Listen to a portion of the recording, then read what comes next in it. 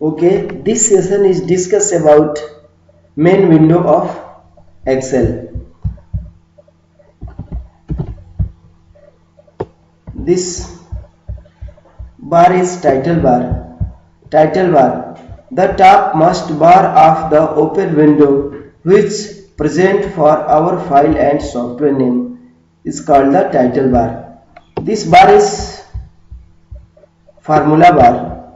Formula bar.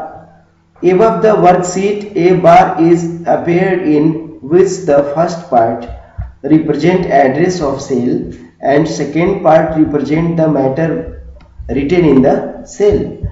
A cell is a area bounded in a rectangular shape which any text, number, formula can be placed. The cell boundary that specifies which cell is active at that moment is known as cell pointer, and in the active cell when cursor is blink, then that cell is known as current cell. Cell range.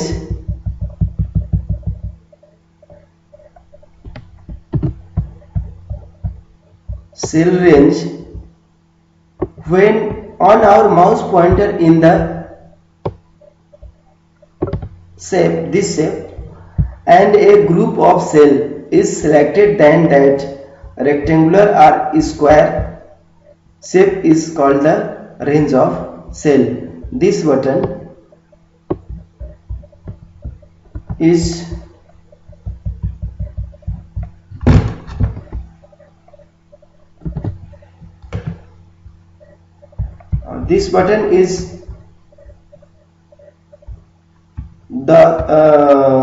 this button is used to select the all row and column or cells. तो जैसा कि हम देख पा रहे हैं, आज के सेशन में हमने डिस्कस प्रारंभ करी है माइक्रोसॉफ्ट एक्सेल के मुख्य विंडो से। तो ये जो एक यहाँ बार दिखाई दे रहा है, ये पतली पट्टी जो दिखाई दे रही है, वो टाइटल बार कहलाती है। ये जो मुख्य विंडो होती है उसका ऊपरी हिस्सा होता है the top most bar of open window. ये सबसे ऊपरी हिस्सा है जो विंडो खुली है उसका, इसको टाइटल बार कहते हैं, जिसमें आप इस बटन के अलावा कुछ और भी बटन तथा हमारी फाइल और सॉफ्टवेयर का नाम दिया रहता है। जब हम फाइल सेव करते हैं तो फाइल के एक्सटेंशन के साथ यहाँ फाइल का नाम शो करता है। और उसके नीचे एक देख रहे हैं, ये जो पतली पट्टी दिखाई दे रही है, ये वाली पट्टी जो होती है हमारी, वो फार्मूला बार की होती है। Above the worksheet, a bar is appeared in which the first part represent address of cell and second part represent the matter written in the cell. अब हम जो कुछ भी मैटर सेल के अंदर लिखते हैं वो यहाँ फार्मूला बार में शो करता है।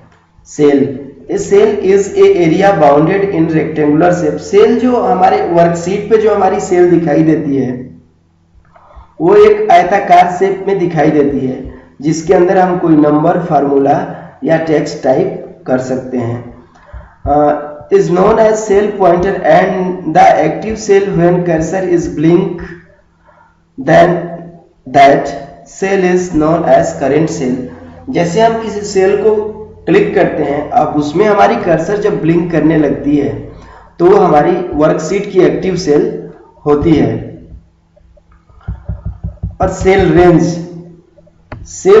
जो है वो when an mouse pointer in this shape, जब इस शेप में हमारा माउस पॉइंटर दिखाई देता है सेल के अंदर, हम माउस पॉइंटर को लेके जाते हैं and a group of cell selected, then that rectangular or square shape is called the cell range। जब हम वर्कशीट पर ये समझते हैं हम लोग, जैसे एक से अधिक सेल को जब सेलेक्ट कर लेंगे तो वो सेल रेंज में आ जाएगा। अब ये जो वर्कशीट जो हमारी होती है, वर्कशीट पे एक इस प्रकार का बटन दिखाई देता है। ये इस बटन को जब हम क्लिक करते हैं तो ये पूरे वर्कशीट के रो, कॉलम और सेल को क्या कर लेता है, सेलेक्ट कर लेता है। तो आगे हम अन्य जो एक्सेल की मुख्य विंडो के और भी कुछ भाग हैं जिस पे डिस्कस करेंगे। तब तक के लिए हम इजाजत लेते हैं। Thank you, bye bye.